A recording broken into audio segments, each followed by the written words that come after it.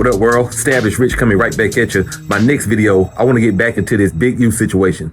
The 43-page federal indictment came down yesterday, and the fact that the feds have been watching this man since 2010 and just now decided to move in, that kind of blows my mind. You mean to tell me y'all knew he was extorting folks, running fraud schemes, abusing nonprofit funds, and even connected to a murder?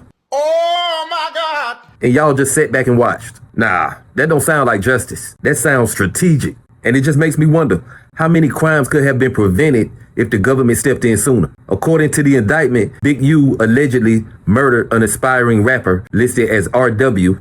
in cold blood. After this man dropped a diss song. He allegedly drove R.W. out to the desert, shot him in the head, and left his body in a ditch off Interstate 15.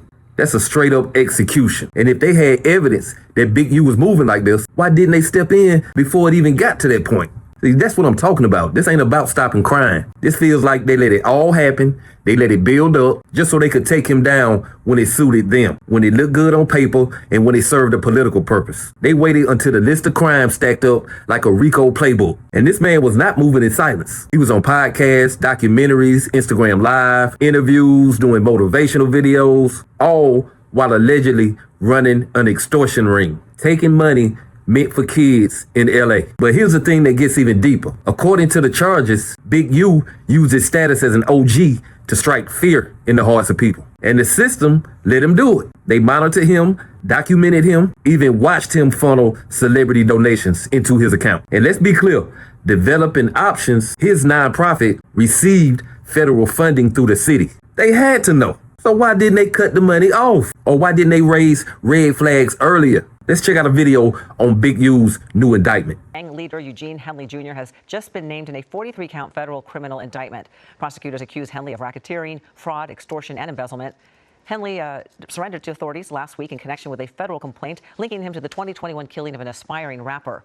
Prosecutors say that Henley, also known as BigU, has ties to the notorious Rollin 60s street gang. His arraignment is scheduled for April 8th. While the feds were making arrests and conducting raids on March 19th, BigU turned off his phones, went ghost, and then went on Instagram playing a victim. He blamed racial profiling, named his co-defendants, and told people not to mess with them. That is not what an innocent man does. But this is not just a story about BigU. This is a story about the system knowing exactly who they watching and waiting before they take action. They let him build a brand, a name, a network, then swooped in and took it all at once. It's not just a RICO case. It's a strategy. It's control. And now that he's in custody, they got all the receipts: wire fraud, embezzlement, robbery, trafficking, tax evasion, Murder.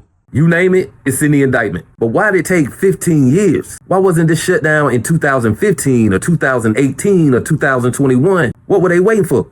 A bigger headline? A bigger body count? So yeah, BigU is going to have to answer for himself if he's found guilty. But the system got to answer for its silence too. Because you don't just watch somebody destroy lives for a decade just to drop an indictment with perfect timing. Not if you're really about justice, but that's my opinion. What's yours? Like, comment, subscribe, Established Rich. I'll be back with another one. Peace.